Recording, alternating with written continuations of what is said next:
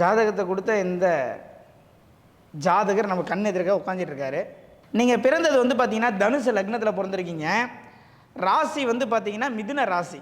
நீங்கள் தனுசு லக்னத்தில் பிறந்திருக்கீங்க. உங்களுடைய லக்னத்தின் அதிபதி யார் என்றால் குரு. குரு எங்கே இருக்காருன்னா 10ஆம் இடத்துல கண்ணில் இருக்கார். 1க்கும் 4க்கும் உடையவன் 10. அப்போது லக்னாதிபதியே எங்கே இருக்காருன்னா 10ஆம் இடத்துல இருக்கார். தனித்த குரு. குரு கூட எந்த கிரகமும் இல்லை. குருவோடைய ஒரு ஸ்பெஷல் என்னென்னா நின்ற இடத்தை பாழ் செய்யும், பார்க்கும் இடத்தை சிறப்பு செய்யும் ஒரு அம்சம் இருக்குது. 10லே குரு இருந்தால் பல தொழில் செய்வார், ஆனால் எந்த தொழிலையும் பெரிய லெவலில் சக்ஸஸ் ஆக மாட்டார். சார், குரு என்பது நல்ல கிரகம் தானே. அப்போ இந்த ஜாதகம் என்ன பண்ணுவார்னா வருஷத்துக்கு ஒரு தொழிலை மாற்றுவார், வருஷத்துக்கு ஒரு முடிவை எடுப்பார்.